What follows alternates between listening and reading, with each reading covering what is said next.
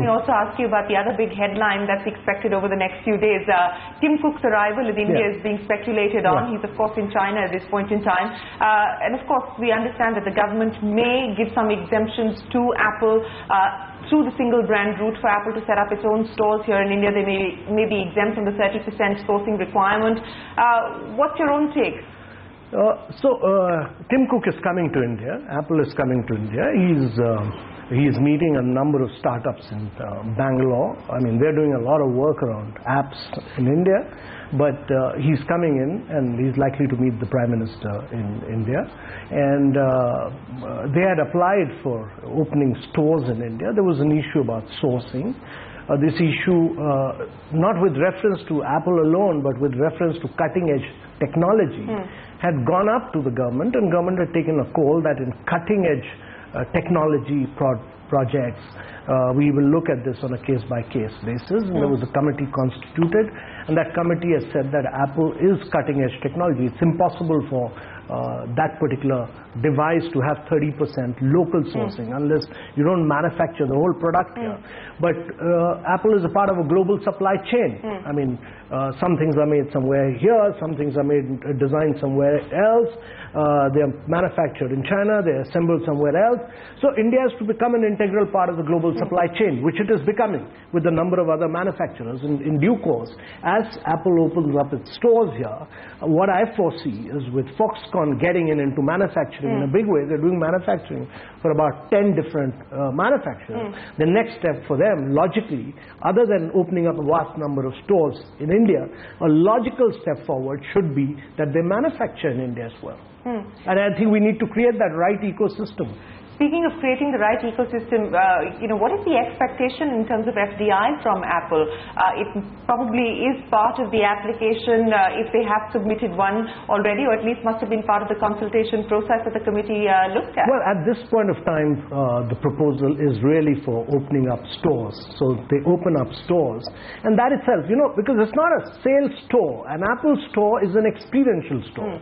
It's about young people getting in, playing around, developing their apps and so on. So it's a process of young Indians also getting into those stores and benefiting from that experience, and I think that's important for Indians. How soon are they expected to roll out their stores here? I think as quickly as we can give them the clearance, which should be really quick and fast.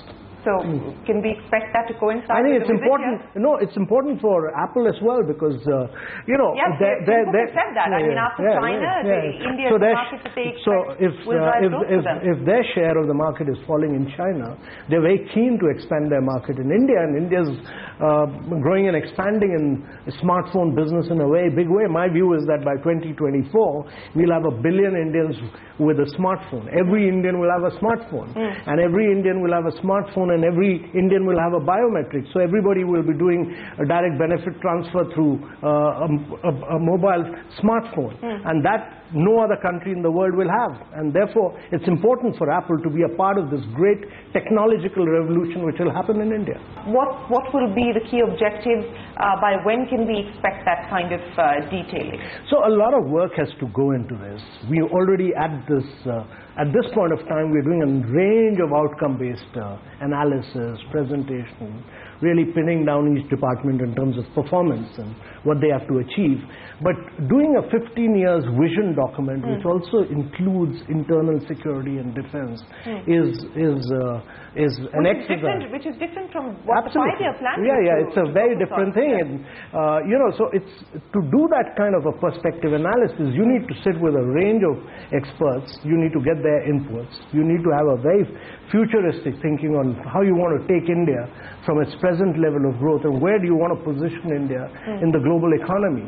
And it's important that we interact and work with them. So that work is just going to begin, actually. What about job creation, sir? Because, what is going to be crucial for India over the next not just 15 years is going to be how do you address the aspirations of this growing young democracy. So where does job creation fit into this? Is that going to be top priority or at least the key priority? Because we haven't really seen that being taken up in any meaningful way. My view is that... and where do the jobs come from?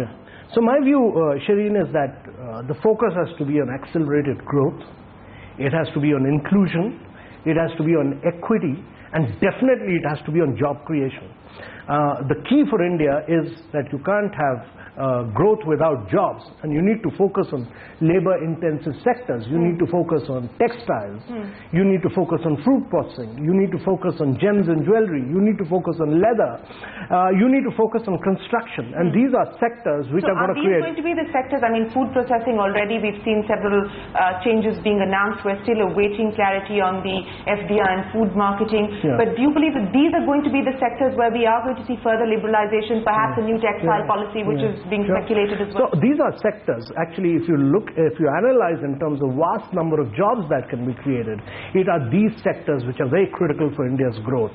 And I think the country needs to focus very strongly, particularly on textiles. It is very easy, with the sharp rise, with China becoming more and more expensive, they're losing their edge in terms of competitiveness, and textile sourcing is moving away from China into India, Vietnam, Bangladesh, and there's no reason why India, which has a very inherent strength, shouldn't become a great manufacturing nation as far as garments, textiles and apparels is concerned.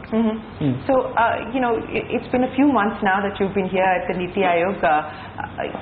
What would you say for you has been the biggest learning? Because in that sense, you are playing that role of interministerial sort of consultation. You're trying to get a sense of what everybody is doing. How do you piece all of that together? What's been the biggest lesson so far for you?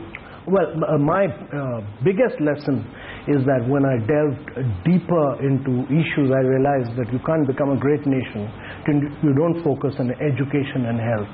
And education and health has to be the centerpiece of driving India's future. I'm glad you talked about education, because I believe that NITI Aayog has also now been tasked with looking at the possibility of perhaps a super regulator for the education sector. I believe the HRD ministry is looking at a new education policy.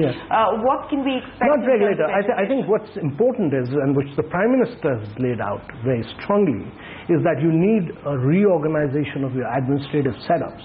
So across the medical council on the health side, across UGC on the education side, and across AICTE on the technical education side, he's asked NITI Aayog to look at restructuring these organizations so that they become far more dynamic, they become far more vibrant, they allow the play of private sector, they allow private funding to come in, and that these sectors become far more dynamic with the regulatory mechanism being totally world-class. Are we looking at one regulator, or will they continue to operate? There will be different regulators, but they should all become very, very dynamic, very vibrant. But does this also then force you to revisit that issue of foreign direct investment, at least into universities and so on and so forth, which is a bill that was shelved in the past? No, but if you look at education, for instance, one of our largest outflows actually in terms of FDI outflows is in the education sector. It's close to about 1.5 billion or something of young students going out. I mean, there's no rationale why India should not create world-class institutions here. Why Indian universities, whether they be government or private sector, are not really. So what do you think about that? Why shouldn't we create our own Harvard or Stanford? And that's what the budget talks about. So we're looking at one of the key things there was to look at 10 private and 10 public sector institutions which are totally world class. Now you can't do this till you have not created the right regulatory mechanism, because you're not allowing the private sector to grow and expand. And therefore you need to allow education institutions to grow and blossom, and that is what FDI included? Several things. It can't be just FDI. There are a vast range of issues which we are looking at. On health now, the national health policy, we haven't really seen much forward movement on that front. I don't know how you have assessed the performance, but what can be the next steps that we can expect as far as health is concerned? And are you looking at all at the regulatory architecture within the health sector? Because there have been question marks raised there by previous committees, including parliamentary standing committees, on the regulatory architecture in the health sector. So we've had a series of interaction with a vast number of stakeholders. This committee was constituted about 2 months back. So since then we've had stakeholder discussions with just about everyone.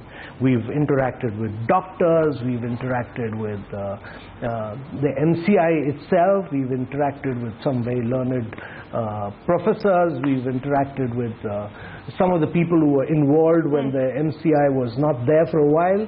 We've interacted with government institutions, and we are almost at our final stages of suggesting an alternative model. So I think we are suggesting we are looking at some radical changes in the regulatory mechanism on the health side, and that's one aspect. But I think what's very important on the health side is really to ensure that a radical shift is required at the state level. Much of the action is in the states. Sure. Much of the action is in terms of ensuring that your primary health centers, your ASHA workers, your district hospitals, they all work far more efficiently and far more, in a far more cohesive manner. And I think one of the key challenges is something which I learned in DIPP, that there's nothing better than creating a huge sense of competition among states. And one of the things I learned was that there's nothing better than putting things in a transparent manner in public discourse, and just allow people to really understand why their hospital is doing very badly. And where does it rank as compared to other hospitals? And therefore it's very important to rank states, it's very important to rank hospitals, and just put them in public domain so that people know why they're performing so badly. Doctors must be ranked as well, and to my mind, everyone, all this must be put out. Politicians and bureaucrats? Everyone. My view is that all this analysis must form a part of the public domain. Everybody must be forced to improve. 3, 5, 15, no, 3, 5, 7 and 15. That's 5 has actually been done away with now. So a big review expected within this month itself? Well, it'll start, but it'll take a long period of time. It should take a couple of months, but the process will definitely begin. Okay. The process will definitely begin right away. I mean, Mr. Kant, it's always a pleasure speaking with you. You're at your candid best whenever we talk to you. So thank you very much. We wish you all the very best with everything that you're working on here at the NITI Aayog. Appreciate your time, and good talking to you again. Thank you. Well, with that, it is time for us to wrap up the CNBC TV 18 special 2 years of the Modi government, the performance appraisal from all of us here. Goodbye. Many thanks for watching.